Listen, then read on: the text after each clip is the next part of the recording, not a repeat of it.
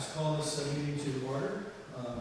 We're here tonight to discuss the articles, the special town meeting, articles 5 through 11. We're going to start with Article 5. We have a guest tonight. Select Board Member Jay Joyce is going to give us some information about Article 5, bring us up to speed on all the particular ins and outs of this article. Thank you, Jay. No problem. Just put it on your tab. So adding nothing to nothing is what? That's right. It's like when I get paid. Nothing does nothing is what? Okay, it's going through Chromecast. I want to put it through the other one, and I'll just do a direct link. Should be that one, should work.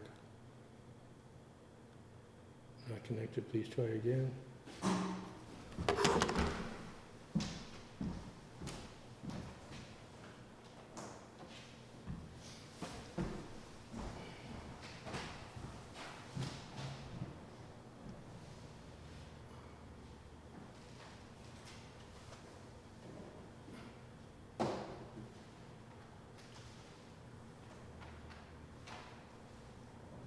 Nothing on HDMI 2? There was a check next to HDMI 1 previously. I don't know if that was the default. That's the Chromecast, that's the wireless one. And there's no power to that strip. That strip is turned off. Because I had no power to my computer. So I figured that out. Okay, I now have no power to my computer. Nothing to HDMI 1.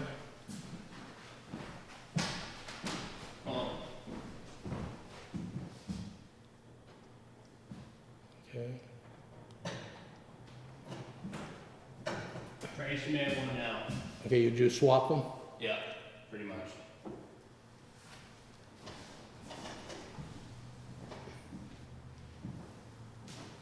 Got none? Really? Yeah, let me try this. Let me see if I can do it wirelessly. On a hardwire connection, there should be no problem at all. That's why we put this in for redundancy.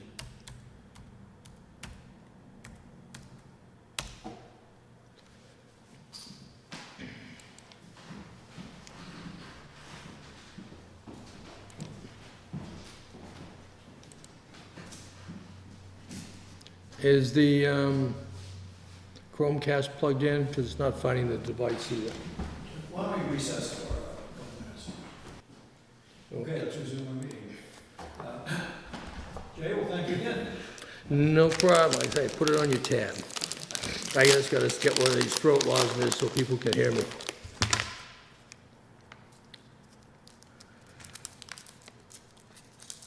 So we're doing the water project first? Yeah, that's the only one that, Okay. I mean, I know them all, but I'm just saying. good texture. Okay, as you remember, back in February, when we first produced this, these were the conditions that we had back in February, and essentially, minimal has changed.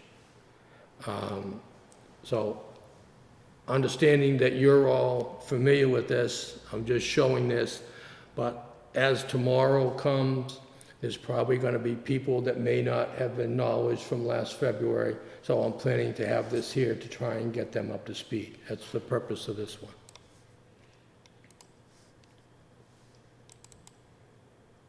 As well as the purpose for this slide will also be for tomorrow, so people can know what the different pipelines are. So, phase 1, 2, and 3. And for the people out there in GCAM land, that's why I'm doing it, in case you're watching the Finance Committee. They've already know it, they know what's going on, but if you don't, I'm trying to tell you, this is phase 1, which is Route 202, which will be compensated with Mass DOT This is Phase 2, which is Pleasant Street into Morgan Street, where it ends to connect it because there's a stub there. And Phase 3, eventually, we would look at when we run out of our South Hadley allotment of water, which is 100,000 gallons a day, they have in surplus that they are designating for us to use. We are allowed 100,000 gallons of water per day. 100,000 gallons is configured to complete Phase 1 requirements and Phase 2 requirements. But if we want to go farther down the road, farther up 202 or any side street, we're going to have to go to MWRA, which is the Massachusetts Water Resource Authority, and we have to increase the allotment to South Hadley, or we have to have our own agreement with MWRA and bring the water down the pipeline. But right now, we're restricted to 100,000 gallons per day, a courtesy of South Hadley, because they have a surplus.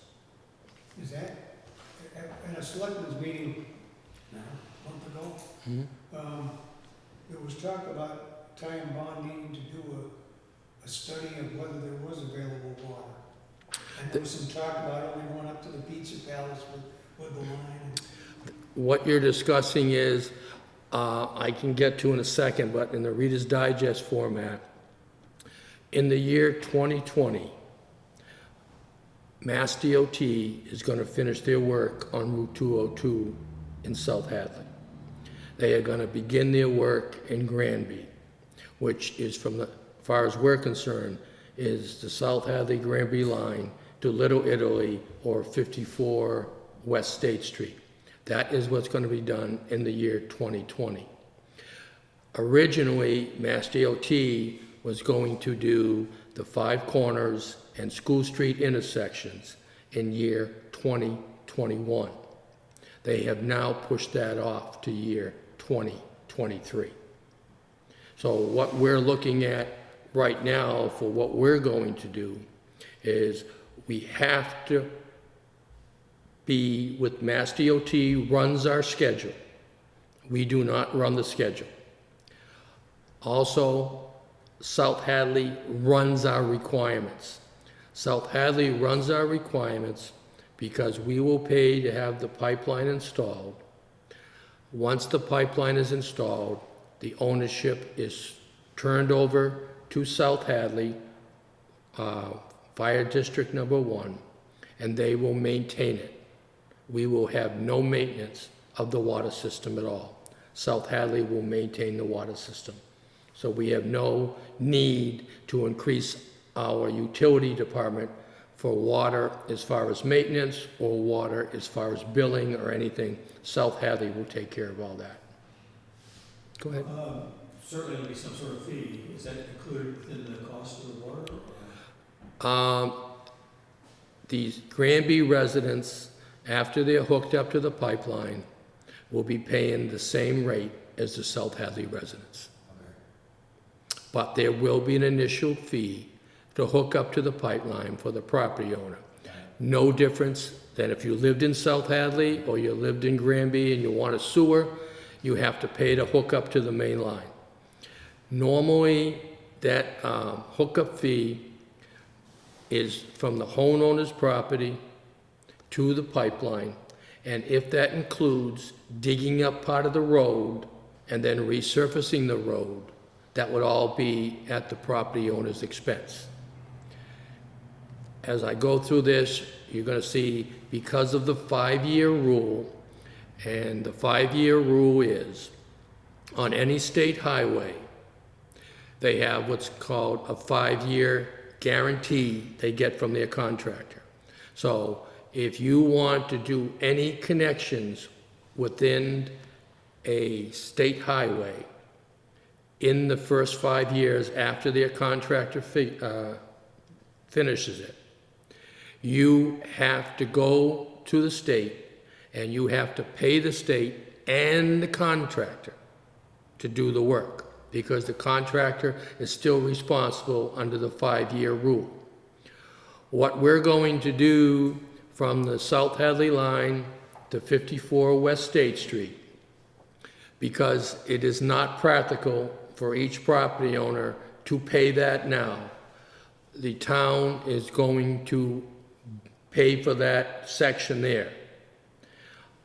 If it'll be billed later to the property owner, they're working on the details of that. I'm not involved in that. Mr. Martin is taking care of that. But what this will do, this will put us water in the year 2020 to 54 West State Street, which is approximately Little Italy. And then it'll give us this, we can take a breather to 2023. And we can get all these hookups and people in a line. Because right now, we don't even have the final contract, because we don't have the RFP back with all the prices. And I'll try to go through that as we go. And you can ask me as many questions as you want. So all that's gonna be done in 2020 will be to take it to 54 State Street, West State Street, yes. West State Street. So everything beyond that, which now would be to Five Corners, originally would have been to Finn's Hill, is gonna be put off until sometime within 2023. That is what Mass DOT's schedule is now. They will not do the Five Corners intersection or School Street intersection to FY 2023. Again, they run the schedule, we don't. Yeah. South Hadley runs the requirements, we don't. We have to live with that. Sometimes when other people want to do something, it costs you a little bit more, and we can discuss that as we go. Another question. Sure. I think it's in line with this. My recollection is that we put out the $1.2 million, or whatever it is, Yes, for phase one. that's correct. And then you were gonna, or I say you, Yeah. were gonna get some grants as a result of that. That's correct. Which we're then gonna use on phase two. Exactly. Okay. Does the fact we're only going to 54 West State Street mess up that grant? Yes and no. Let me go through the slides, and I think it'll pick up exactly what you want to hear and what you want to know. But anyways, we are all clear on the phases.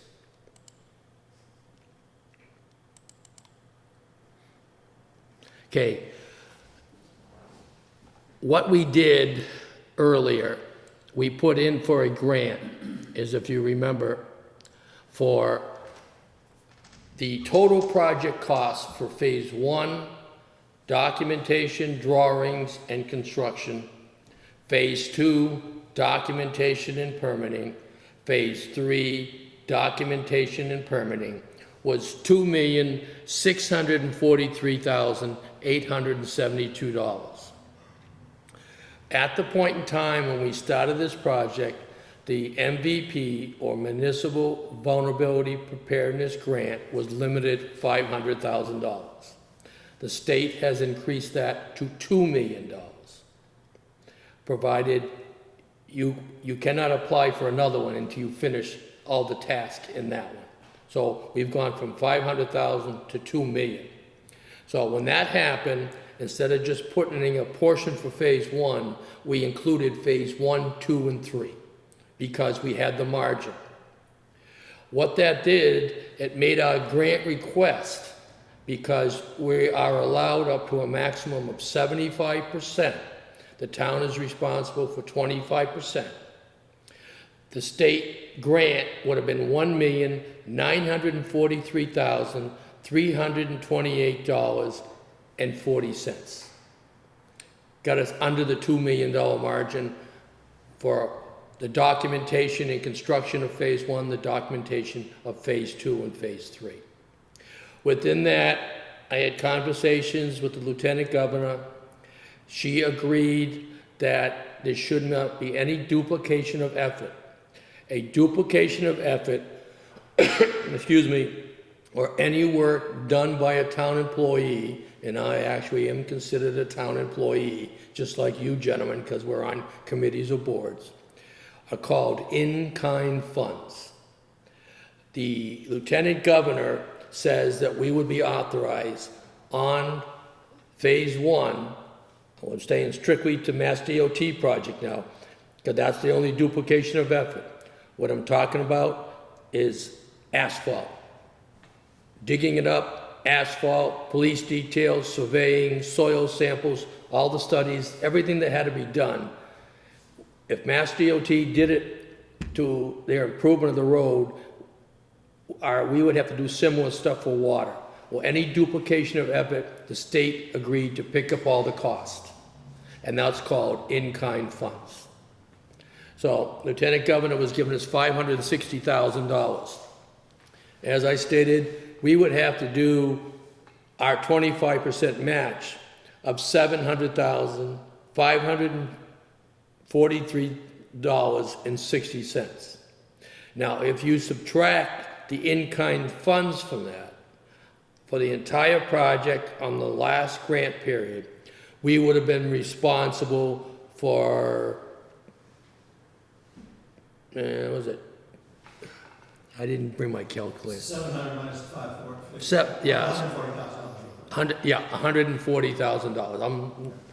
I'm getting a little with the flu and stuff, so $140,543.63 we would have been responsible. So in other words, the $2.6 million project is going to cost us $140,000 in cash and then in-kind contributions, which is diverted funds. Right. Diverted resources. That's correct.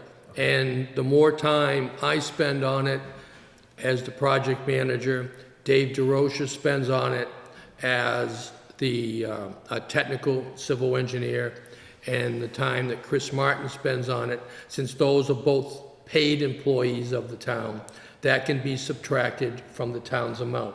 Because Chris Martin is going to be the contract administrator, Dave DeRocha will be Granby's technical person, and I'm the overall project manager. So that's how you get in-kind funds. Even though I don't get paid, they do, so any work and hours they put into the project can be subtracted, so the people know what they're paying for. Okay? So what's your rate? My rate is 0 times 0 for me. Their rate, What if you're working at that, there's in kind, so aren't they gonna apply some? I actually make $116 every 2 weeks, so maybe I could apply that. They give that to me for expenses when I'm driving back to Boston or wherever for these different meetings. But that's what I get, $116 every 2 weeks. Maybe we can start one of those fund meetings. You can ask Mr. Martin. He's always after me to put in for travel and stuff like this, because I greatly exceed the amount of money that I get from all the travel I do and the work I do. To show you exactly, this is the actual application of the last time that went into Mass DOER. It gives you the project summary, and I highlighted some of it. The grant request would fund the following 3 tasks, and there they are. You notice I have 2 and 3 now lined out. On our current grant, which is due 20 November of 2019, we are only going to concentrate on phase 1 because the town has other requirements.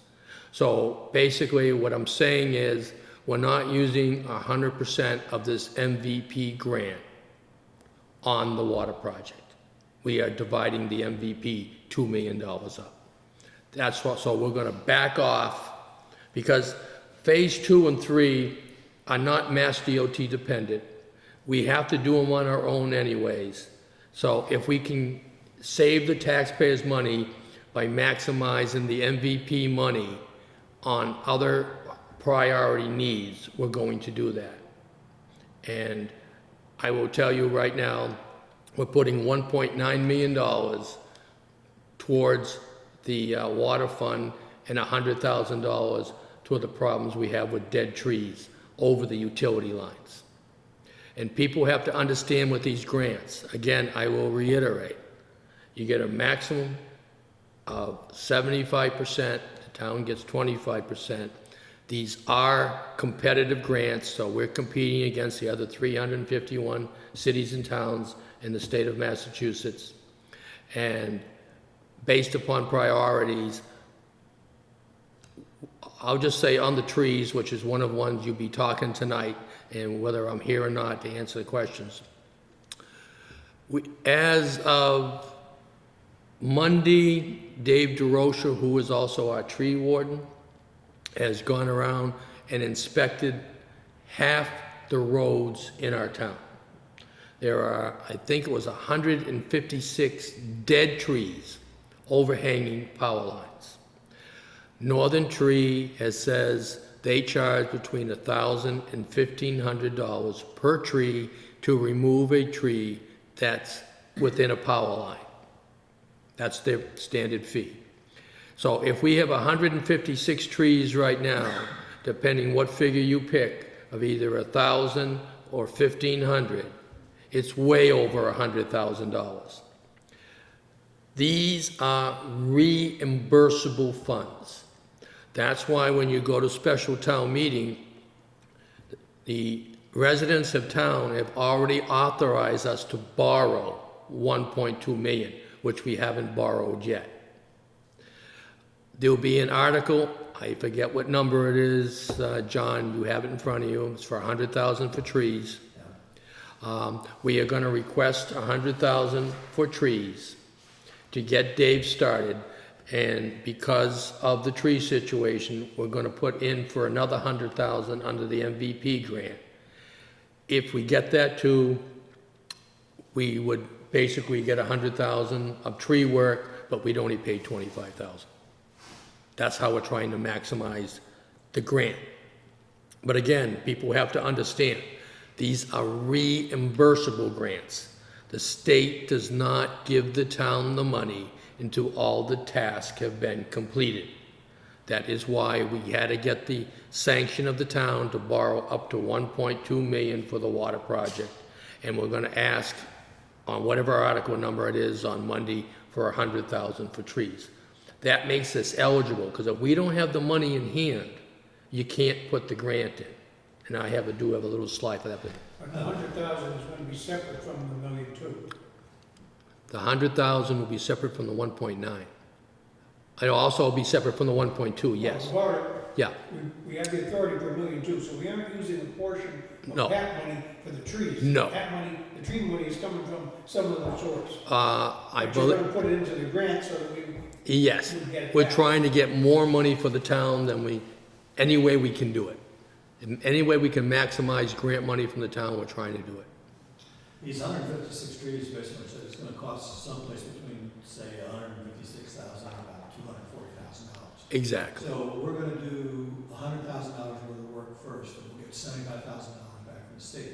Which will be designated for tree work. And that'll be then funneled back on into the tree work. And is there any more grants that do we get grants on amounts that we spend beyond that? You do not get grants on anything that you've already spent your money on. We could put on additional grants. For an example, if we get this project finished in 6 months, we could reapply for another MVP grant, provided we completed all our tasks. So if we've completed the whole first part of the tree cutting and don't start anything else, as long as you apply for a grant before you start working, you can essentially use what they gave you in the first reimbursement to provide money for the second reimbursement. Yes and no. You're right. If we were only putting in for the tree grant, you'd be 100% right. But under the MVP program, we're putting in for 2 projects simultaneously. So we have to wait until, you have to finish. You're only allowed to have, you can't apply for another MVP grant until you finish all the projects for your 2 million. Gotcha. Okay? What's the liability of National Grid to Okay. the dead trees? National Grid has no liability for dead trees. The ways it was explained to me, and again, I'm giving you the explanation. I can't give it to you in writing. Right. National Grid is responsible for 5 to 10 feet from the utility lines. That means trimming trees. National Grid would remove a tree or cut it up if it fell on a power line and we lost power. Like our last storm we had, the National Grid had to come in. But National Grid will cut the tree up, but they'll leave it on the ground.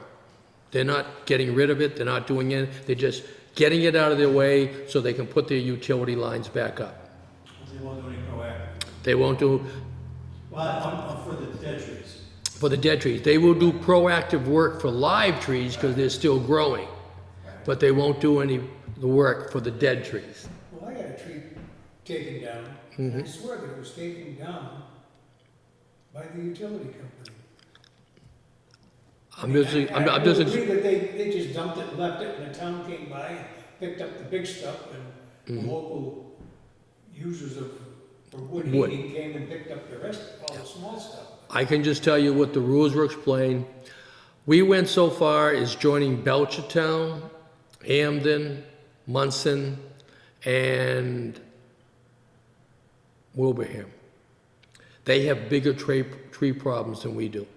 The gypsy moss. The gypsy moss is the biggest thing, get 2 years in a row, and then you got what's called the timber ash insect, and there's some other insects that have come through in the blight and killed the trees. There's nothing our town or any other town could have done to prevent that. We consider that a natural disaster. We went to MEMA, the Massachusetts Emergency Management Agency, to try to seek relief for the trees. All our communities were turned down. We did try that route already. That help? Thank you. Out of the 351 communities, how many are affected by gypsy moss?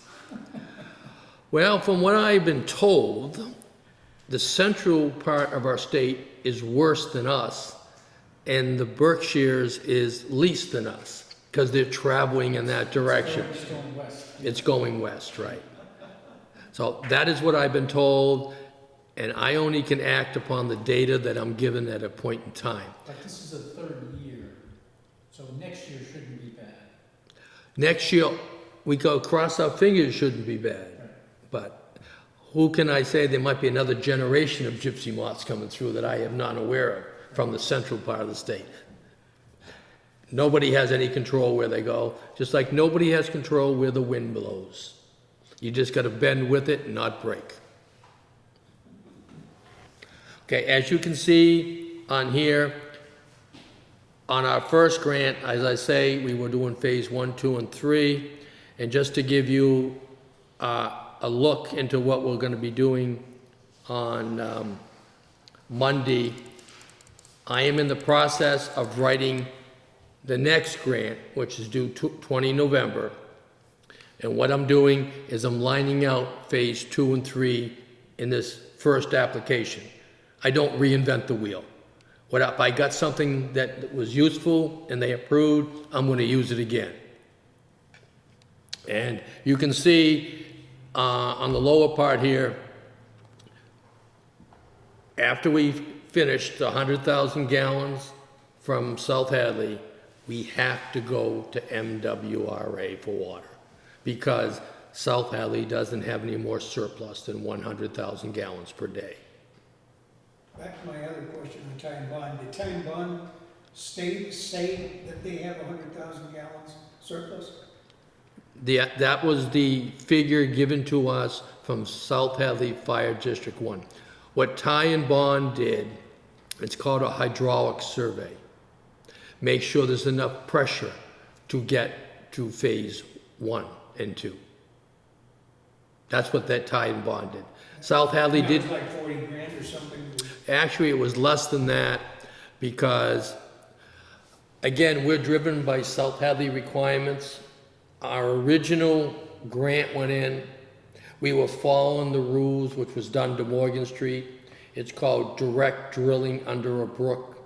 We have the Stony Brook Bridge on Route 202 down by the senior center in that area. On Morgan Street, they did what's called direct drilling. They drilled directly under the brook and kept the water pipe going.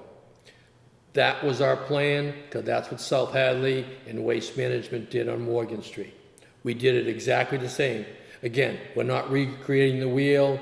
We're trying to do the best with the least amount of money.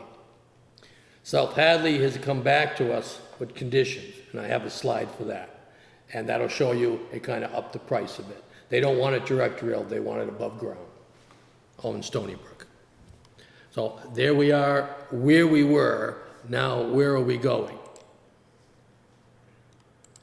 For the people who don't understand it, I did this slide under the acquisition process, how everything works. You start with the project's conception. In this case, we got two conceptions, if you want to combine them both. We have the water main conception and we have the tree conception. But we're mainly here concerned with the water main conception, okay? The first thing you got to do is you got to define your requirements. That's requirements, definition documents. Because if you don't have firm documents, requirements, when you get into your process with the contractor after it's been awarded, when you do a change order, it's automatic ka-ching, ka-ching in the contractor's project. In the federal government, I have seen contractors underbid projects with very poor requirements because they know they were going to make it up more than double on change orders. That's why it's so much important to have firm requirements on front. We have a saying when I worked at the Defense Contract Management Agency, if you don't have firm requirements, you're on thin ice because you can break through. So the contracting officers were forced to get real requirements. After you get your requirements defined, you go into what's called the preliminary design process, which is a high-level drawing, saying this is what we want, what do we need? Do we need soil samples? Do we need surveying? All the other requirements to help further our requirements definition. After all that is done in preliminary design, we go into what's called detailed design, where you get the nuts and bolts, like the pylons that have to be put in the ground against Stony Brook to hold the above-ground water pipe, because it's not going to be attached to the bridge. It's going to be a standalone structure. That would be under your detailed designs. After you get all that done, then you end up with a final drawing package, which includes your requirements, definitions, and everything. And that's what we call a request for proposal. That request for proposal will be put out. Example, we did an RFP when we did the new school. The estimate for the new school was $30 million. When the bids came back, the lowest bid was $27 million. Another example, when we put the new roof on the junior senior high school, our estimated cost at the RFP stage was $1.4 million. That project is just finishing up. I know the architect portion of it, because we have it in different phases on what's going on, was $36,000 over budget, but I believe the entire project is going to come in under budget. But we do look at it in different stages on what's required. Again, when you go out for this stuff, these are cost estimates. Until you get the RFP back from the contractors, you do not get an actual cost. Once you get your actual cost, you either say yes or you say no. That's entirely up to the town itself. But the yes or no is based upon what each one is proposing to do, and what one guy proposes can be different than another guy. Exactly. So it's not a low bid item as such. That's correct. It's not a low bid item like an RFQ, request for quote. This is a request for proposal. When you do a request for proposal, they can meet the objective in different ways. And you get a chance to look at how the individuals want to meet the objective, and you may choose a path that is not the least costly, but is the most efficient, versus a request for quote is the lowest bid. Okay? And again, once we have that estimated cost and the complete RFP package, if there is a grant available, we're allowed to submit that package as our documentation to justify where the money's going for the grant. Something is happening here. This is dimming out. I must not be plugged in or something. But anyways, we're running on battery power. That's not a big deal. I got plenty of battery, but I don't know why. Okay, I put this slide in here because this is going to be tomorrow night, Thursday, October the 24th at 6:30 p.m. We are having a public forum similar to the one we had last January when we talked about the water project. We are going to talk about the water project tomorrow night, and if anybody has any questions on any of the 11 articles, we will do the best we can to answer the question with the people that are there to help expedite the special town meeting on the 28th, because the special town meeting or annual town meeting, whatever you want to call the one we're doing at the time, is mainly for voting. The information should be captured by the voters prior to going to those meetings. Can they ask questions at the annual and special town meeting? The answer is yes, but time is limited. When we do a public forum, there is really no time limit. Long as the moderator controlling that is comfortable that the questions are not being repeated over and over again, they'll allow them to ask questions versus time at the town meeting is governed. I know you gentlemen are familiar like me. Most of the people in the audience don't know. We're giving limits like 6 minutes to put out our different article. Then the moderator controls it from there as far as who the moderator authorizes to ask a question and go on. And I'm mainly saying this for the people on GCAM because I know you three know it as well as I do.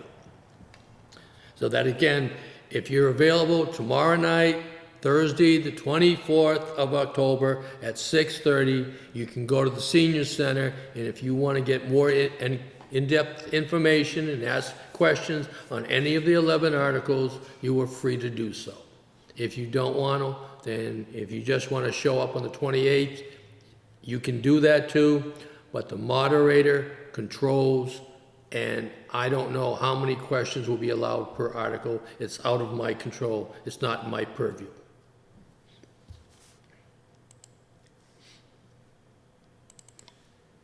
Okay, now this is the South Hadley requirements that we talked about. We have no control over the requirements. If we want their water, we have to do their requirements. Again, the above ground water pipe over the Stony Brook Bridge is a requirement. So our current drawing set that we put in last year for phase 1 has gone from an RFP package back to detailed design. That's one reason I put that slide in there so the people would understand it. The detailed design is changing the bridge. Instead of going under, we're going over.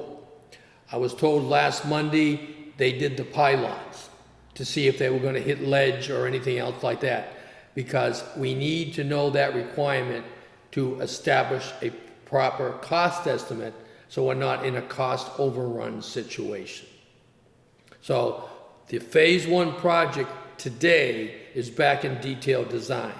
By the 20th of November, it's planned to be back in a full RFP package because of this requirements modification. When you make a requirements modification before an RFP, you go back to detailed design. If you make a requirements change after award of contract, you go into a change order. Then you have to negotiate the change order, which the contractor that you've selected for the project. Again, another requirement of South Hadley's, all property owners along the water line are required to hook up. Immediately? As soon as the pipe's in, they're required to hook up. Not something where they have 2 years to do it, or? No, South Hadley is saying, hey, you want it done. This is one thing that's causing us a little headache with the cost going up a bit. As I explained, if the audience is familiar with Morgan Street, they're building new houses out there. Well, they're cutting in to the asphalt. When you cut into the asphalt, either homeowner, the contractor building the house or the homeowner, whatever, is responsible for all the operations, from the pipe from the house to the main pipe, whether it's a water pipe or a sewer pipe. And then they're responsible to have all the asphalt put down again, and then they're responsible for the inspection. But because of the 5-year rule and the time limit, we can't, it's really unreasonable to expect a person to pay the contractor that did the work on Route 202 and pay Mass DOT inspector to come out and inspect the work to make sure it's up to their standards. So we're going to do from South Hadley Line to 54 West State Street, they call them stubs. They will be water stubs sticking out, so there'd be less of a distance to connect, because it's unrealistic for the property owner to do that, as well as for the town to do that. So it's driving our price up a little bit because we are picking it. Now, we are looking in to see if there's a way that we could back bill the property owner for those particular costs. Because once you get from 55 West State Street to the Amherst Fim Hills, that's not going to be done to 2023. But again, when we put this in, we're putting this grant in for entire phase 1. So we are going to put the water pipeline in from the South Hadley line all the way to Amherst Street. But Mass, In the grant, not in the ground. in the ground. Oh, We're going to do it in the ground. We're going to get ahead of Mass DOT for the second round. If we get this money, we're going all the way from the South Hadley line to Amherst Street with the water pipe. So we won't have all these tangled requirements in the future in 2023. We're going all the way on phase 1. That will then mean that all the property owners up to that point will have to tie in. That is correct. But they will tie in at the normal rate, which means cut in to the existing asphalt and then put a temporary patch or something on it until Mass DOT comes back in 2023. So if you're on the west side or the east side of, the pipe's on one side of the street or the other? I believe the pipe is gonna be on the south side. Okay, so if you're on the north side, you gotta pay not only to connect, but you gotta pay to go underneath the street and pay for the asphalt, as opposed to being on the south side where you wouldn't. When we put the pipe in, there'll be stubs on both sides of the street for every property owner. Okay, They'll already be pre-laid. okay. They'll be You're gonna pre-laid. have to run a pipe. Yeah, one pipe down and then perpendicular for all, One's a short one, and the other one's the main pipe, that's correct. the One, same distance plus a right-of-way width. or Right. something. right, and I believe Route 202 is 25 feet wide. Each lane 10 feet plus a little more because it's a state highway. It's not like a regular road, it's a little bit narrow. Okay, but anyways, if the water pipe was located exactly in the middle, then everybody'd be equal. But currently, under Route 202 in that area, there are 2 sewer pipelines and a natural gas line. So we have to put the pipe, the water pipe has to be a minimum of 10 feet away from a sewer line. Where the other ones aren't. That's correct. That's gonna determine where the pipe goes. Yeah. We have no control over that. How much, the 100,000 gallons, Yes. will that satisfy everything to what?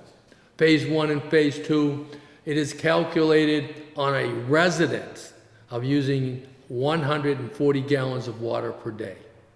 That's the standard Massachusetts Water Resource Authority uses. When they allocate water out, they count the number of residences. Each resident, they figure is gonna use 140 gallons of water a day. Yeah, but this is all commercial stuff, so there's no residence as such. That's where the businesses have to be calculated individually. So you can see, we've done all the houses, we've done all the existing businesses, we've given all that to the people who do the calculations, and they say 100,000 gallons will per day will suffice. $100,000 will satisfy everybody. 100,000 gallons, not 100,000 gallons will satisfy everybody for this phase 1 and phase 2. And phase 1 and phase 2 will be constructed with the water line and the stubs. the 100,000 gallons will satisfy the requirements of the housing and businesses in phase 1 and phase 2. We are not installing any pipe in phase 2 at this time. We're only installing the pipe in phase 1 only. Right, eventually when we do phase 2, we're gonna put that in with stubs. Yes, Yeah. but that would be our own requirements, Right. because Mass DOT will not be involved. Right, right. But the 100,000 takes care of those 2 phases. Phases 1 and phases 2. We've already given the estimates. We had to go out and count the houses, count the businesses, to include each room in the Stony Brook Apartments, which is 33. Then we had to go over to the Granby Motel and count all the rooms they had and throw all that into the calculations. So there's a lot of work that's been done with this project. Right? So after the 100,000 gallons, Yes. you're gonna get more through MM somebody. Massachusetts Water Resource Authority, we will have to join them. It's gonna come through South Hadley? We have 2 options actually with that. And we haven't decided yet. We're gonna do phase 1 and phase 2 with South Hadley. South Hadley currently has a 16-inch water pipeline coming from the Nash Hill Reservoir in Ludlow through West Street, Ludlow, East Street, Granby, takes a left-hand turn on New Ludlow Road and goes into South Hadley. They have a 16-inch pipe there. At the intersection of East Street, Granby, and New Ludlow Road, Granby, there is a 12-inch outlet right there. So we could put a 12-inch pipe in there, and that could be the beginning of our phase 3. But from looking at the topographical maps, and now we have from now to 2023 to make a new decision. So we're trying to look at all different options. It may be more beneficial to the town of Granby to run a pipeline directly from the Nash Hill Reservoir to Dufresne's Park and put in a water tower there. None of this is written in stone, okay? These are just things that we're looking at to see what is the least expensive for the Granby residents.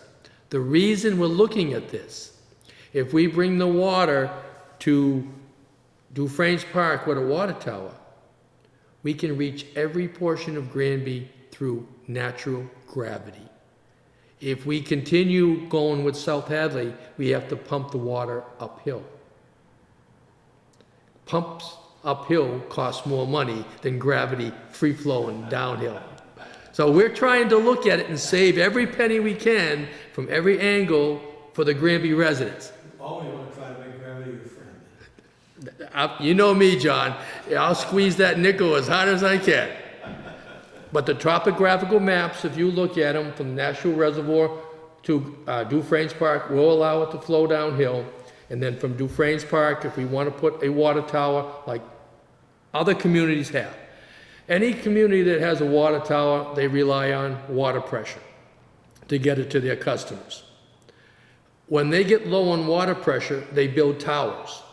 They pump the water up into the towers, then gravity flows it out of the towers and creates the water pressure. That's how water systems work. If you look at it from Quabbin to Boston, they have different, Kachitchut State Park and all the different waterways between Quabbin, and some of them have water towers to increase the pressure to get it there. 40 psi is the minimal pressure you want for water. The city of Springfield, from the reservoir they have, I forget the name of it, I think it begins with a C, out of Westfield or Huntington up there. Springfield actually has 150 psi because the water's coming downhill so fast.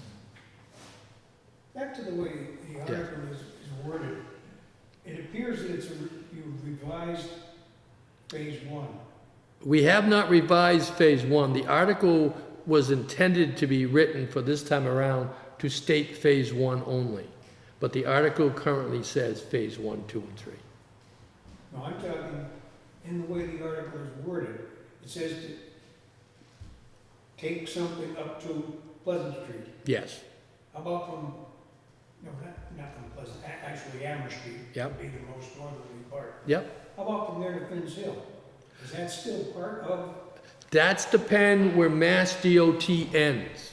See, we have no control where they start and stop their work, just like we have no control when they start and stop their work as far as time.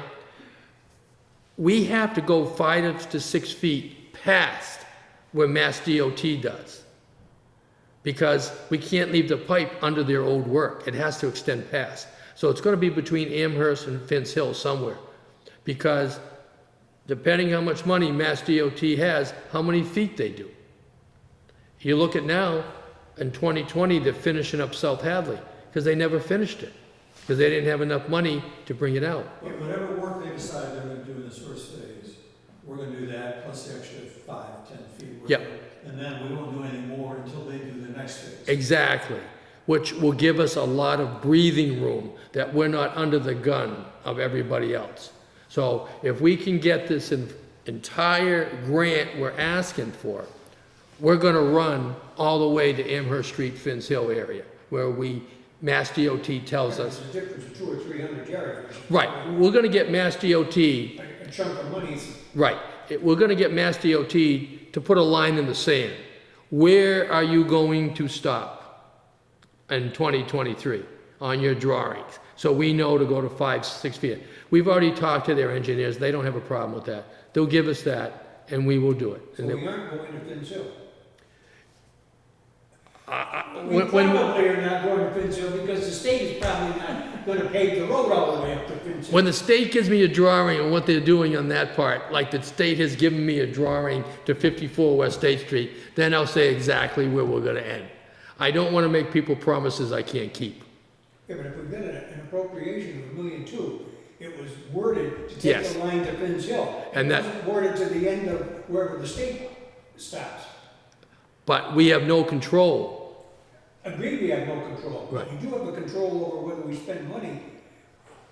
If you were to allocate your money based upon everything being done, there's a certain cost Per foot, per foot. that's correct. And if we don't build the last couple of 100 yards, Then then the appropriation would be cut back. that is true. That's why we're putting in for 1.9 million and hopefully doing all of phase 1. Again, the state can give us up to 75%. What if they only give us 50%? They only give us enough to go to 54 West State Street. That's as far as we're going. See, we're state dependent. We cannot move forward without state money. We do not have enough money on our own. But we are putting in the grant to go up to that far. Whether it's approved or not is up to Governor Baker. We're still not.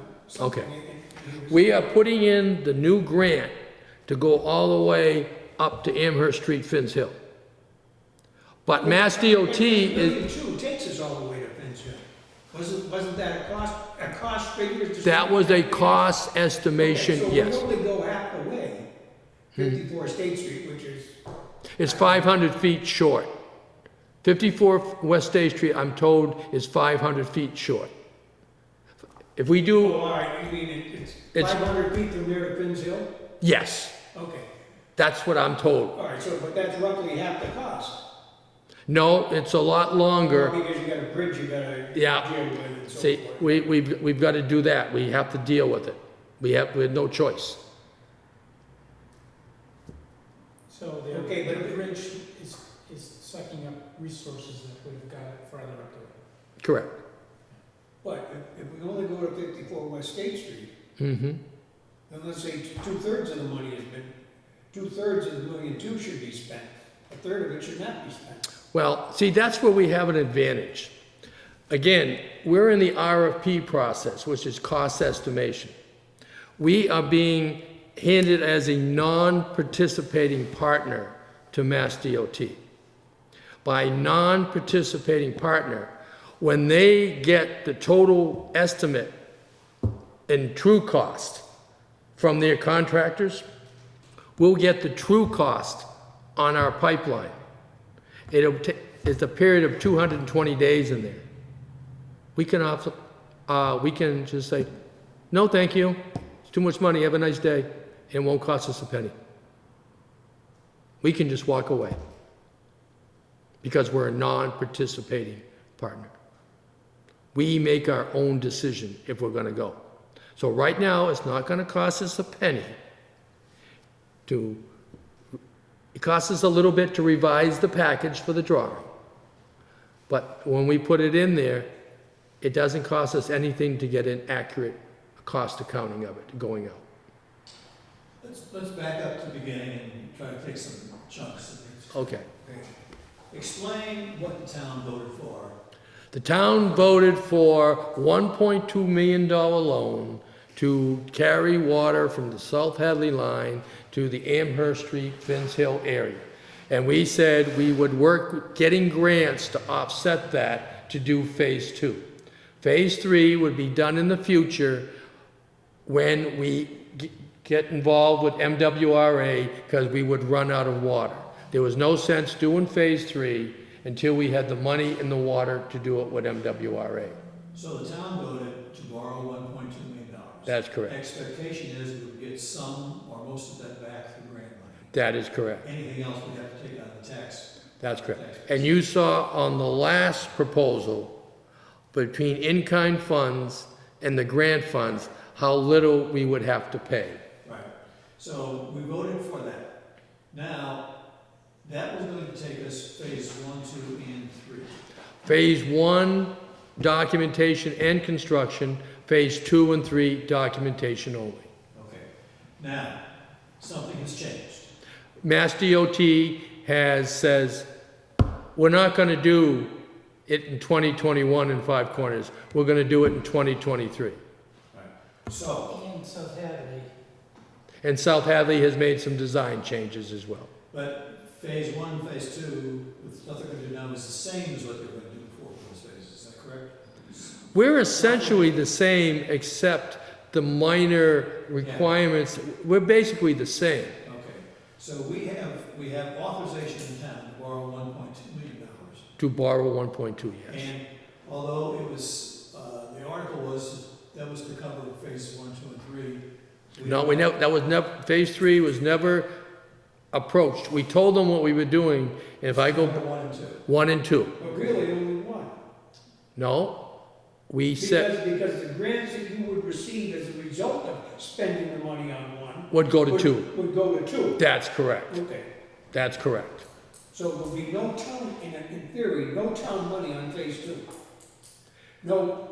The total of No 1.2, part of the million two. $1.2 million plus the grants would complete phase 1 and 2.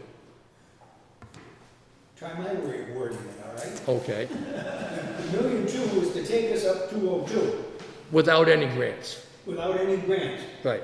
Then we would get some grants, and that would be used to fund 2. That's correct. Okay, which means then that none of the million two is being used on phase 2. In that consensus, yes. For paperwork.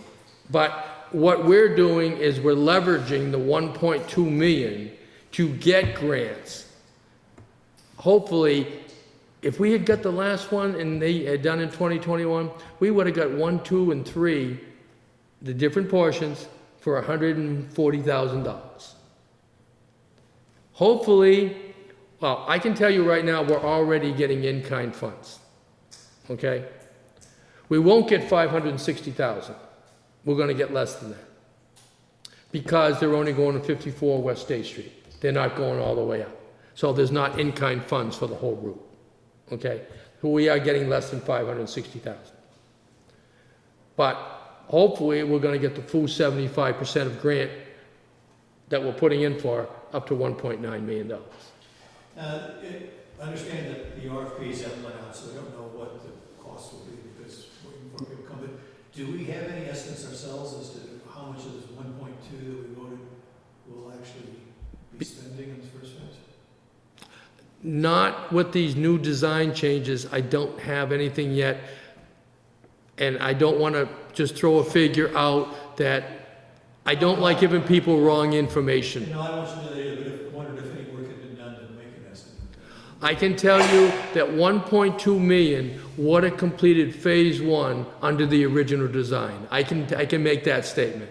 Under this new design, I can't tell you if the 1.2 million would do it, because all the numbers are not in yet.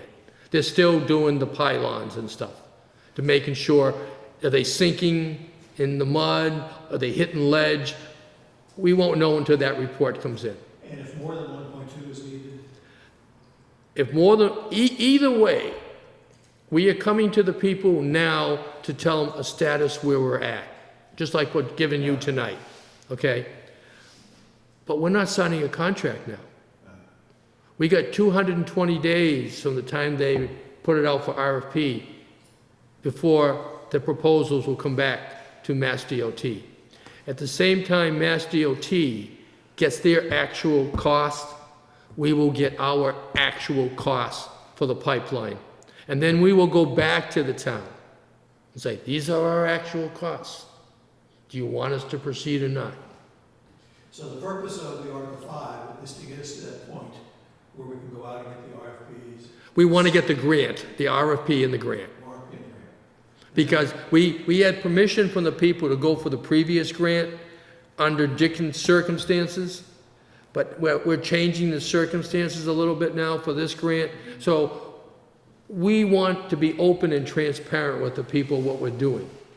So if this article passes, then we'll be able to go and get the grant, get all the RFPs done and everything else like that. And then if that comes in, that our cost would be less than or equal to $1.2 million, then all the authorizations have been done by the town, they've been informed, and everybody's participated in doing this. And we can just go ahead. And if more money is needed, then a decision has to be made as to, first of all, how much it is, and then. Because we will have It's gonna be worth it, yeah. ask town citizens. we would have the actual cost. But again, and It's gotta get to that stage. you got to get to that stage. Just like, that's why I did that acquisition chart, to try explain it to the people that don't understand the acquisition process.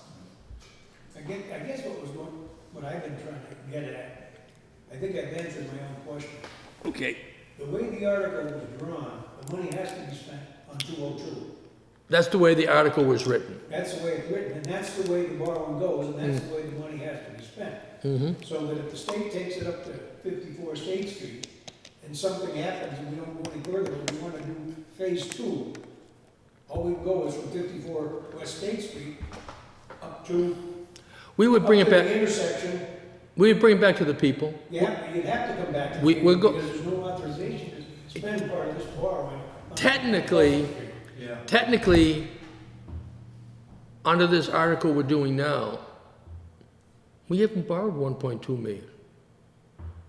So we don't technically have to go back to the people at all, but we want to be completely transparent on what we're doing and showing them how we're trying to maximize the leverage we can. And this article doesn't ask for authorization for any more money. No, it does not. Doesn't ask for one penny. Is to set the stage that the project is proceeding along this path now, same cost authorization. That's We don't right. need any more now, but it gets us to the point of being able to understand what would have to be done to the water. And it also gives the people clearer requirements Right. that we did not have before. Again, I go back to, you're on thin ice unless you got firm requirements. And we're getting new requirements. We are still getting new requirements. Example, the Stony Brook Bridge, we don't know if the pylons are gonna hit ledge or mud. We don't know that. We will know that in a week or so, but we don't know it today. I guess what I can't think about is why you're even coming back with the article at all. Chris Martin wanted us to come back, and I said, I have no problem telling the people at all. Because it sounds to me like all you're doing is explaining in a little greater detail, That's, with little updated numbers, exactly what was explained back in They're February. tweaking it a little bit. that's right, that's all we're doing. That's a lot I of, mean, you're not a lot tweaking of the money, energy you're not tweaking. you're basically not Nope. tweaking the distance, which is what it would appear to be. No. I just want to be completely transparent with all the residents of Granby, what we're doing. And we had promised we would do Route 202. We would have it done by year 2021. That is not the case.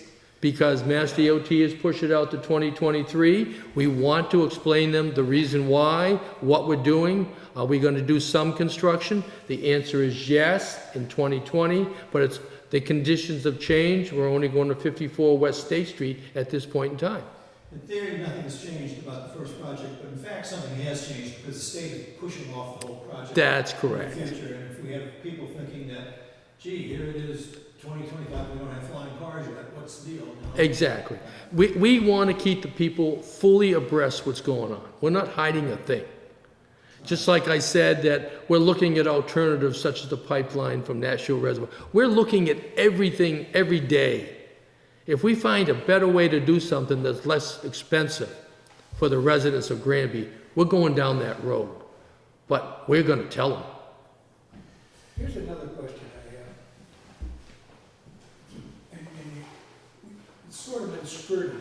Mm-hmm. You're talking about having the businesses, the homeowners, whatever it is, pay the cost to hook up to the system. Yep. Who's paying for the system? Oh, the residents, the property owners, they have to pay for their own system. It's part of their property. Okay, what's the net cost of, Hooking up to South Hadley is $2,000. no.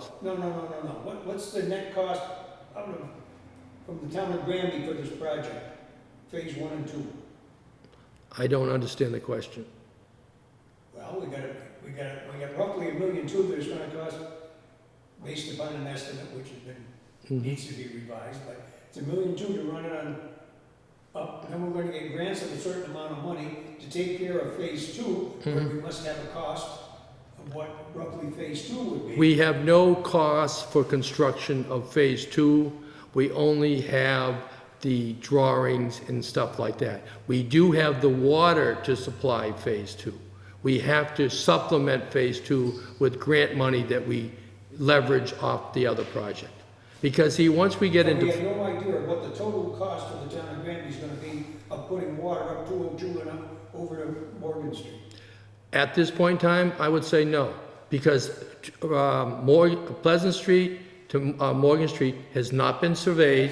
Nothing's been done. No, just the documentation of the drawings and the permits. That's all that we had No required. engineering firms. No, we haven't, A soft number to it, never mind a hard number. we don't want to spend any money. In the past, Granby has spent a lot of money on studies and never proceeded. If we were to spend money today on Pleasant Street and Morgan Street, get the actual cost, and we never got up to Five Corners, it would be a waste of money. Especially if the state is in control of what happens. Exactly.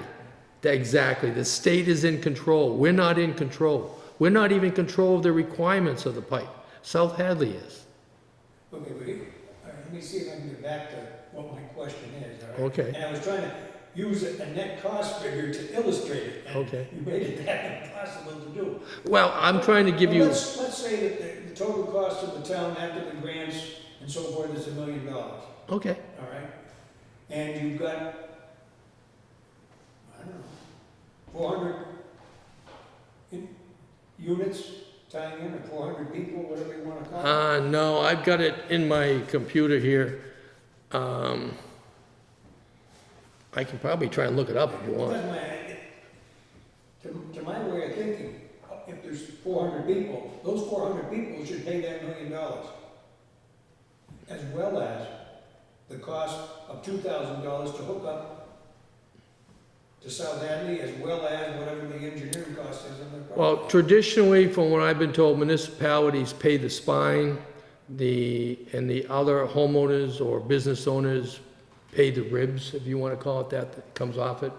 If you're gonna do the whole town, I wouldn't argue with it. Yeah, But as an example, I did the sewer, okay. and the sewer was paid for by all the people on the sewer. The town had no money in it. The town put the money up front, but took it back from the people through the betterments. You see, I was not involved in that project. I know, as I wouldn't years have, ago. I wouldn't have kind of addressed it that way. I would have kind of done it this way to maximize the amount of grant money. The problem that you run into, if you don't have the people pay for it, is when you're not gonna cover the whole town. I'm paying for the sewer, I up here, would be paying for the sewer down there. Well, we have the same issue already. I have no children in school. I'm paying for that. I don't have a need for a policeman. I'm paying for that. I have no need for an ambulance. I'm paying for that. Yeah, but there's a little bit of a difference, because this is where you're improving the value of the person's property, Yes, all right? You can probably make a case that good schools would improve the value of your property too. right. But this is very definitely something that improves the valuation, which is what the betterment process is used for. According to the assessors, once this water pipeline is put in, the value of the property on 202 is going to go up. By how much per property, pretend the building and stuff, the taxes are gonna go up on those properties, which will be creating more revenue for the town. Yeah, but peanuts in relation to what the betterment would be. That I don't have an answer for. I don't know, you know. And again, I'm a person who deals in facts. I don't like theories, and I don't like that, and that's why I like to be forefront with the people to explain everything. Well, the reason I'm saying this is because the alternative to that then becomes the need for overrides for debt exclusions for all these services. I mean, when you start to think, we've got this water available, you're talking, being able to cover the whole town, that's an awful lot of pipes. That means that we're gonna end up having debt exclusions all over the place. Well, To pay for it, because there's no, the people aren't paying, those that use it aren't paying, everybody has to pay. maybe I could say it this way, because you know I'm also chairman of two committees, one being the economic development. We're looking at something in economic development now to attract businesses, particularly when the water pipeline comes in. Right now, when there's no structures on a piece of property, you're getting zero taxation for the structures. We'll separate property from structures. As you can see, when you drove up 202, you see the new retail store coming in. That's going to create revenue. We're looking at, and we're working with the Board of Assessors. Nothing's been finalized. This is all in theory. This is all just ideas from the Economic Development Committee. Nothing's written in stone. About tax incentives for businesses. Hypothetically, if there's no business on a piece of property, you get zero taxes. If somebody is willing to come in and we say, you get a 50% tax break your first year, people will say, no, he's getting 50% off. But we're getting 50%, which we never got. But the same argument works if you build a house. Exactly. The same argument. So you'd have to say, well, we don't care what's built, whether a house or business or what, anybody who builds new gets 50% off in the first year? You could look at it that way, but businesses is what we're looking for revenue. Houses give us revenue as well, but we can't live on houses alone. We have proved that. Right now, Granby has the 46th highest property tax out of 351. Yeah, but if a business only gets taxed on the building that they put up, there's no difference between putting up housing. Well, they get taxed on the property too, but say it's a leased property. For example, Cumberland Farms, the Florence Bank, and the post office. They're all on leased property. They don't pay the property tax for the land. The landowner pays the property tax for the land. They do pay the tax for their structure. Right, but I'm saying is that the building makes no difference what its use is. That's correct. If they were to abandon the building, they still have to pay taxes on it. Yeah. Or if the building next door had a $500,000 house on it, Mm-hmm. then that would be the same taxes to the town. Yeah. So, and the point that I think the Finance Committee looked at before was that we made a tremendous amount of money when we had the landfill. Mm-hmm. It wasn't because of any taxes they were paying. They weren't paying taxes. We made the money because we were basically a business partner with the landfill. in my opinion, a very poor business partner, yes, because I would have invested some of that money in the infrastructure back then. That's a different question, Yeah, but the idea is if we were a business partner, so that as their business increased, the amount of income increased to the next. So in that kind of sense, it makes sense to think about some kind of incentives to bring business in if you're going to be a partner in business. If all you're doing is bringing in a building, then it's independent, you don't care what kind of building it is or what they do with it. Well, I will tell you, behind the senior center, the town owns 19.6 acres of land. If the water comes in, we're looking what we want to do with that. Do we want to lease it out? We want to sell it? We want to invite businesses in? Right now, my main focus is revenue driven. I'm trying to get more revenue for the Granby residents to, as I stated, we're the 46th highest tax rate out of 351. But if you go back to the 2017 census for their per capita, we are the 262nd poorest town. So we're up here paying taxes, and we're down here on income per houses. That doesn't make no sense. One of the reasons why the big disparity is like that, as of 2017 census is what I'm using, 24.4% of our residents are age 60 and over. A lot of them are not working no more. They only have Social Security. They have minimum income. So as different departments, and I'm not going to pick out any particular department, saying, I need more money, I need more money. These large portion of our population, you might as well call it 1/4, don't have it to give. So I'm trying to work a way to get that revenue so these people can survive. Yeah, we've been looking at those kind of statistics for years. Our property values have been in the bottom quarter Yeah. of the Commonwealth, and our property tax rates have been in the top quarter, and they're up almost in the top 10% a couple of years ago. Yeah. And it's an indication how generous in spirit the people in Granby have been, but there's a limit. Yes, There's a limit. there's a definite limit. And I think we've reached that limit. And I'm trying to work and treat the town of Granby to work as a business, to make a profit through revenue, because we cannot afford any more tax hikes. The town cannot afford it. The people cannot afford it.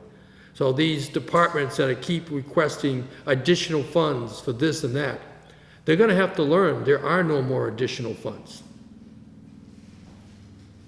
Because a large part of our population cannot afford it. We're facing a massive hike in disposal of waste coming up on the next contract. I'm talking a 3 to 4 time hike. Where are the people going to get the money to pay for it? The town as a whole, it's going to be cheaper to do it as a town collection than individuals, but It depends. If you talk to the town of East Hampton, the answer is no. They no longer have curbside service. They say you do it on your own. But that was their people's choice. we had too many rural roads to take that chance. Well, East Hampton's pretty rural itself too, but I'm just saying, I know individual, It's going to be an interesting conversation about that. yeah, when we get there, and it's coming soon. I don't want to take it anymore. You've taken up a lot of your time already. We appreciate it very much. Okay. I have one question for you, not on this one. Oh, okay. On some of the other articles, since he's an expert on All right. that, or knowledgeable anyways. I have some knowledge. Okay, let me just look here and see what else I have that you might be interested on this project. Like I said, this is the new grant article I'm working on. I need to revise these numbers here. That's why they're in yellow. You can see I'm blocking off phase 2 and 3 here. That's why that's in red. I'm not reinventing the wheel.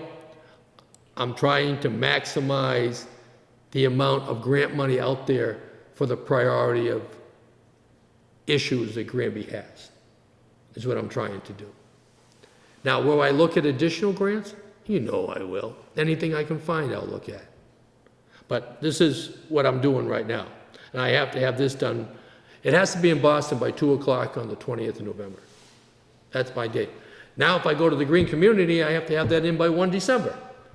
So which one do you want to pick first? I'm trying to get as much money as I can for the town. But as we stated, and the people must understand this, grants are competitive.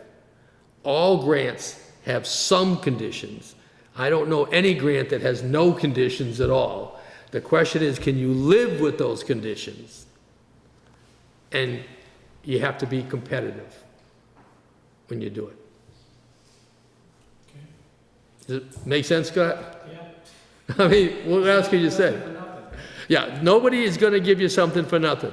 If you're talking green community money, well, then you got to be a green community. You have your Mass DOER regulations here, then they put green community on top of it for more regulations.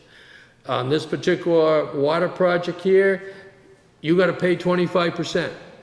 I can tell you on the EV charges we're putting in at the safety complex, because we have to have hybrid vehicles on the green community. We have got a grant for that the state will pay 60% of the equipment.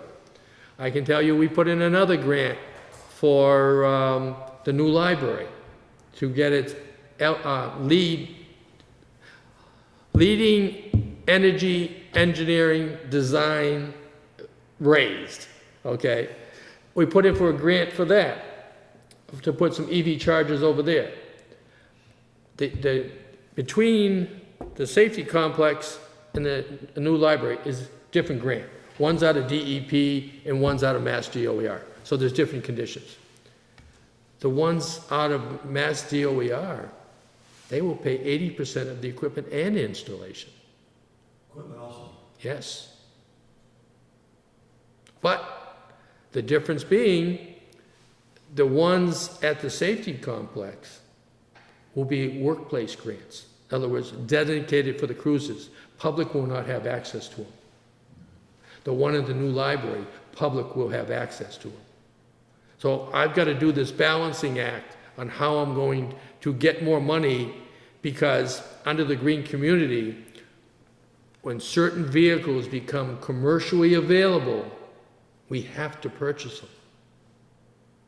And right now, Ford has a hybrid police cruiser out there, 2 of them in fact.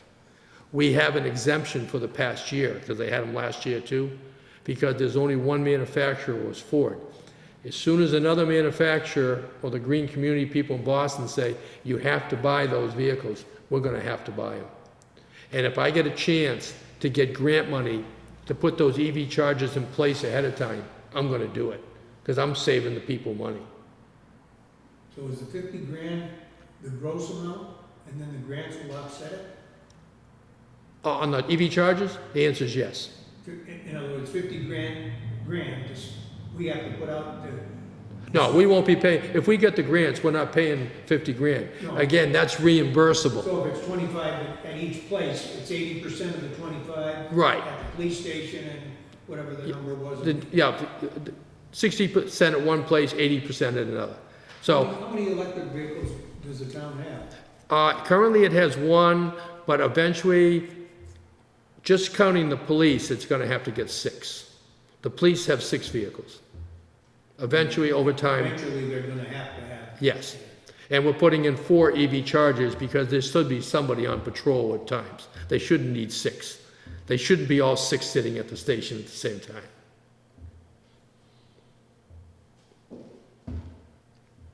That was one of my questions. Like I said, See, I didn't have to ask it. well, I'm just saying, I'm just trying to show you the balancing act that I'm trying to do across the board. Who supervises the public buildings department? The Public Buildings Department would be Jeremy Carrier. He's our new facilities supervisor. Does he work for Chris or does he work for Dave DeRocher? He works directly for Chris Martin, Just directly for Chris? yes. Okay, so why do we need a sander? Because, I mean, we have, to my way of thinking, 2 places that need to be done, the parking area at the COA and we the have the, driveway up to the annex. and we also have the police department, we have the library. The highway department does not do those. You don't do those. No. The highway department just does streets. The only time the highway department will come to the assistance of the school, the new library, the COA, the safety complex, is if the snow gets so much that their current vehicles cannot handle it, and they'll bring the front end loader in to move it. The highway department does strictly streets, that, and their own parking lot. Do they have a small sander? No, they just have a big one on their It's the trucks. big ones, they don't have any small ones. No. And what did we do last year? The sander was from the school department? The school, when we left split services, school went out and bought everything new for themselves. The town got all the leftovers. All the used There equipment must was have it. been a sander used last year. Yes, And where did that go? that went into the back of Jeremy Carrier's vehicle, the new one purchased. But don't forget, we created a parks department last year. And we, That's it. yeah, Do no, that. let me We're just fit. talking to the sander. That's what I'm talking to. That's where the sand is going. That vehicle in the Parks Department is capable of carrying a sander. So we're saying for $7,000, we'll put it in there and we'll get it done twice as quick. My understanding is that we have two vehicles. Two vehicles. Capable of running the sanders. That's So correct. we're only one sander, and they're gonna put sanders. Oh. That's, yeah. Oh. Yeah, that's what That's what that is. We bought a new vehicle. Something looking for an excuse? I can't think of it. No, but the, as far as the municipal buildings, they are all Jeremy Carrier's Okay. responsibility. One of this is off the warrant. I think it was the night when you signed the special town meeting warrant. Chris made mention very quickly of the possibility of extending the sewers up to, Yes. say, the center of town. I have not That's the seen, first time I'd heard yes, that. there's it's called a Community Development Block Grant. Pioneer Valley Planning Commission came in and he's going around talking to all the select boards and stuff. There are different conditions on the community development block grants that different communities can apply for. Most of it's low-income housing.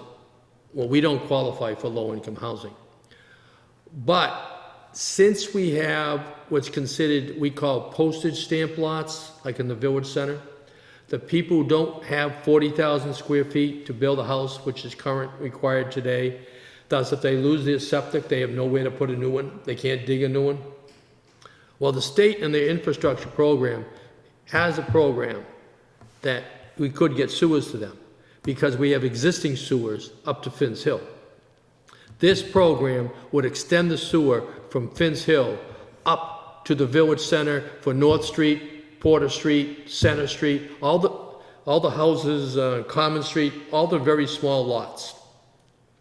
And I have not seen anything in writing yet, but that is a program that we are looking at that would extend the sewer up that far.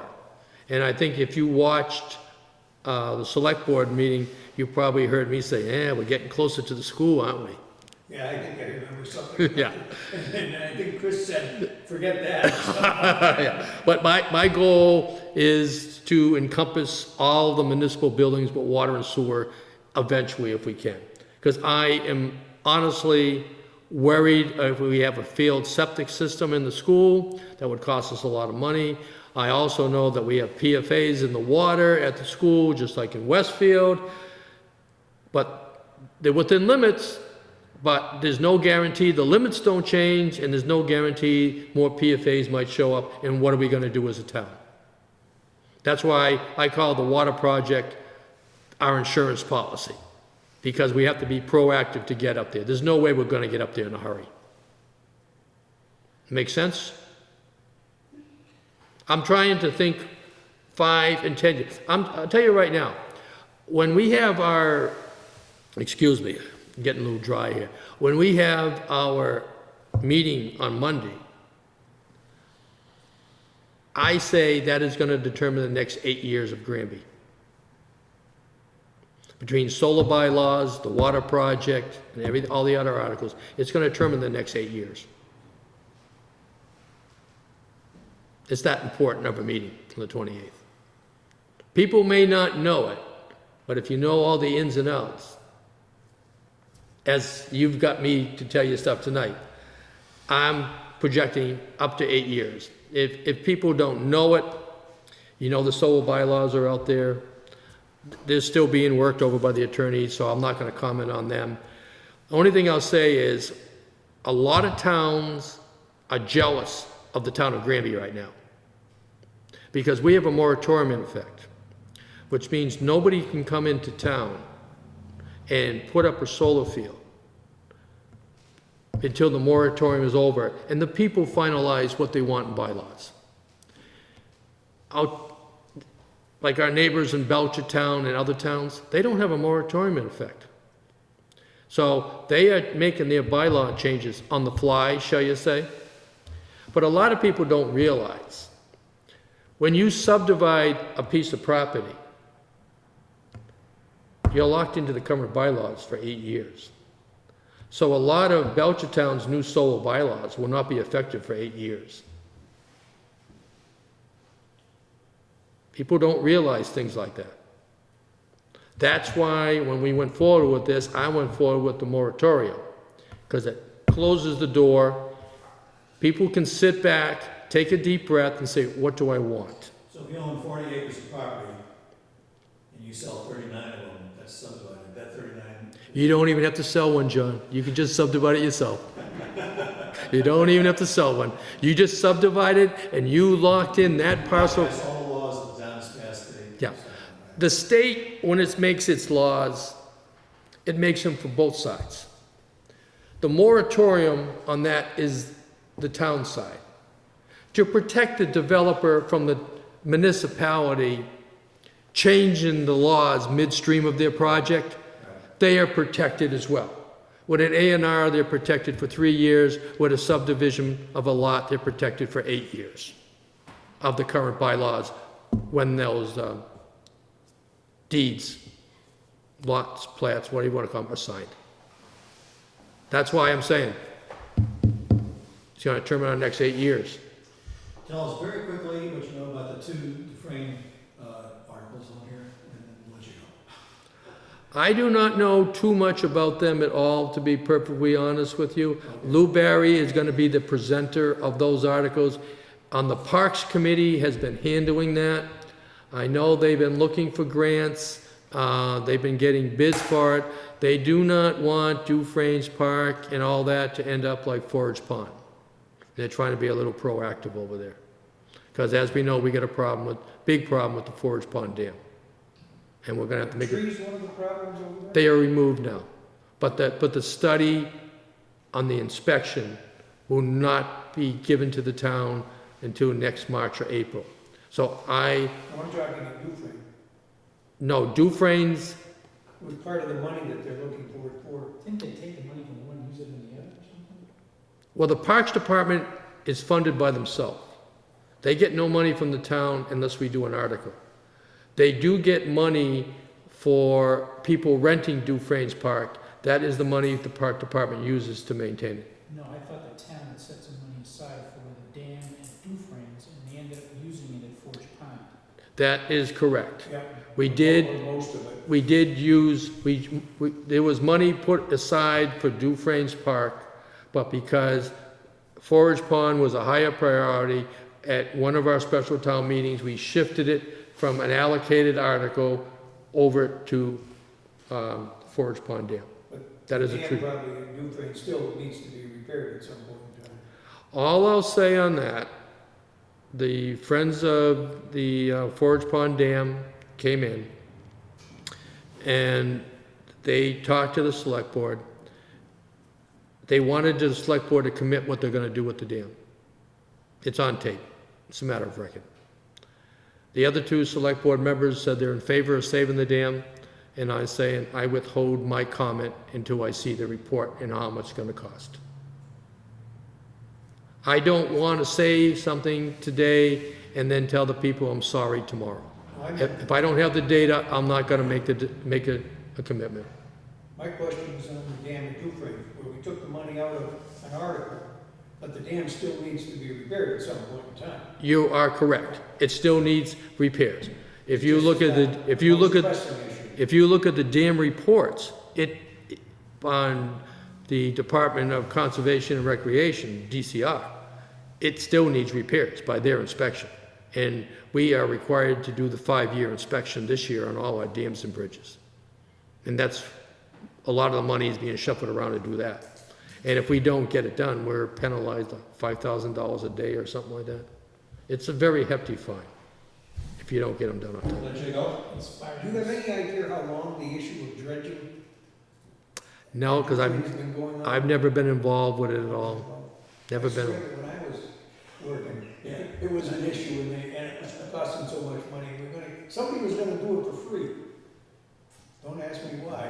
And then it got killed because it wasn't environmentally sound or didn't have proper permit. So it's probably a 30-year deal at this point. It's 25. Well, think of it this way, probably in 30 years, maybe 25, we'll have a water line up the schools. I'd love to see, I could show you something now that's come out, but I won't, because I won't take up the time. You're familiar with the solar panels going on the roof? They now have solar panels that go vertical on buildings. And I'm thinking that's a great insulation for the junior, senior high school. And at the same time, let's cut its electric usage. But again, I don't want to get too far off track for your thing, but you brought it up, so I'll just mention it. I'm always thinking. Jay, thank you very much. Okay, do you want to call a recess where I turn down, or? Yeah, let's call it recess. Okay, welcome back. Again, I'd like to thank Jay for coming and giving us a very thorough explanation of what's going on with the article about the extension of the water line. Let's go through the rest of these. I do have some information on them. On the Article 6 for the paving at the library, apparently the pavement is cracking and it's lifting in certain areas. It turns out that the ledge was not excavated to a proper depth. It should have been excavated a little more. This does not address this underlying problem of the ledge not being excavated, but it's cheaper apparently to just repair this for a 4 or 5 year repair and then come back again. So there's not really much that can be done about that without going into a big expense on further excavation. You know where the money's coming from? I think, I'm not positive, but I think almost all this money is supposed to come out of stabilization funds. Yeah, Okay. yeah, we had a brief chat about that, but it's, I don't know about the couple of small amounts, but everything big is coming out of stabilization fund, and maybe everything coming out of stabilization fund. Number 7, we've got the story on the tree removal. The new information that I hadn't heard before was that David finished his assessment of about half the town and with 156 trees identified already. I had heard about this $1,000 to $1,500 charge if we had somebody come in and do this ourselves. And also that the power company does not seem to think it has any responsibility for a dead tree 4 to 5 feet. unless the dead tree is within 10 feet of the line. So, and I But think that's that, not and just they've the been, town of Granby. no, it's not just town of Granby, and there have been a number of towns that have gone But if and, a tree is, you say, right next to the power lines and it's dead, I think it's their, Not their problem, unless it's within this, within the 10 5 feet feet. thing. yeah. In other words, if it's, but if it's live, then they will cut it. they'll They'll trim cut it. the tree. They'll trim it, they'll trim the right. part over the wires, yeah. Well, that would be why mine came down, it was, Because it still had some green on it. no. Well, it still had green on it, but it was rotten in the middle, or halfway through. Mm.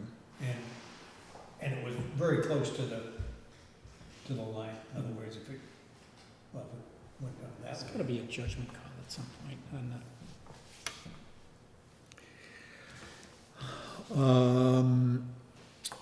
The EV chargers, he gave us an explanation about that. I found out, I asked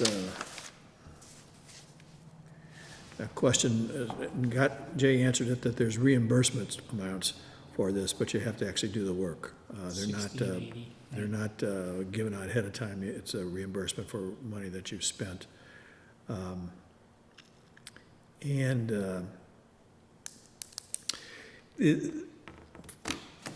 Financially, Chris and the select board's choice would be this.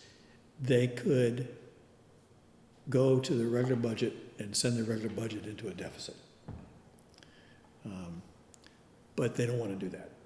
Instead, they'd rather get the money out of stabilization funds, get the reimbursement, and then town can put the money back in if they want into the stabilization funds, rather than expend the actual budget that they have. And I don't have any problem with that. I think it's much better to ask for the money that you want to spend. Seems like the Jay's track record of getting Yeah. the money would be, Number 9, on Dufresne, this is a real problem. Apparently, the pond has now become a swamp. And that's okay, but if it becomes a marshland, then we no longer will be able to do anything. So they've got to get this thing taken care of before the swamp becomes a marshland. So with this money If it's a for, marshland, you can't, apparently you can't do anything. so it's because the water level has gone down? I don't know so whether much it's because water. the dam is damaged, then? Well, what this is to do is, Going up, Right, maybe. right. what this is to do is to come and hire somebody, an engineering company, to come and find out exactly what the problem is, what it would take to fix it, put together a work estimate, cost estimate, and things like that. And I don't think this is necessarily going to cover any of it. This is Lou Berry's thing?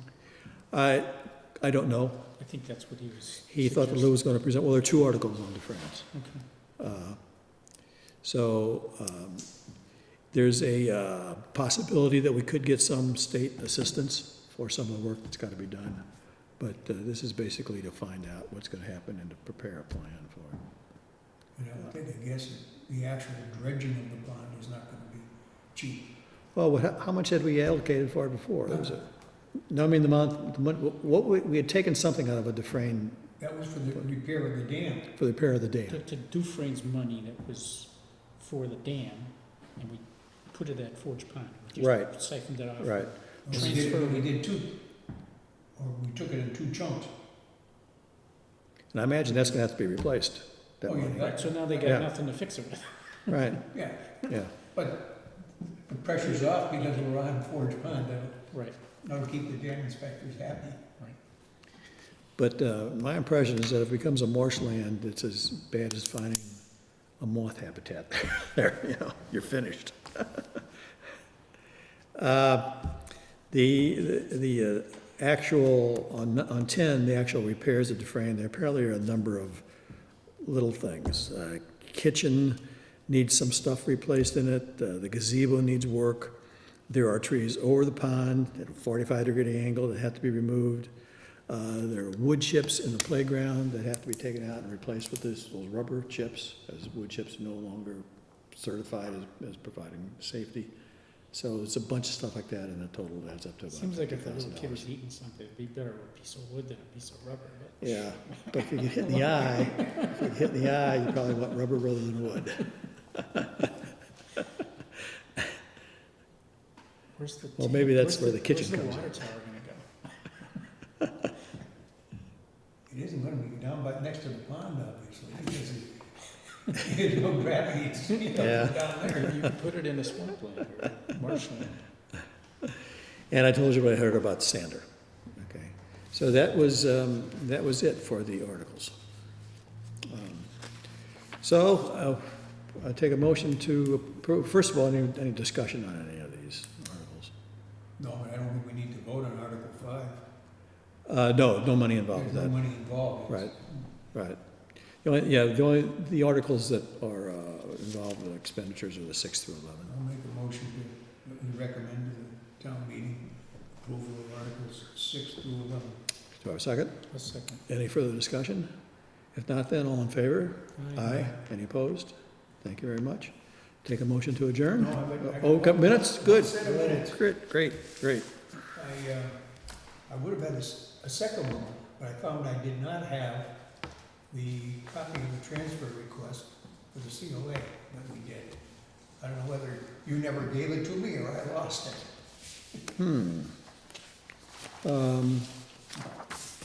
I don't know, we usually leave one with you, but I could, I called Kathy. and She got- sent the okay, second one in. okay. So these are from August 22nd. Okay, you had a chance to read those, I'll take a motion to approve these. Make the motion. Have a second? Second. All in favor? Aye. Okay, thank you very much. If there's no other business before the committee, I'll take a motion to adjourn. Make the motion. Second. All in favor? Aye. Aye.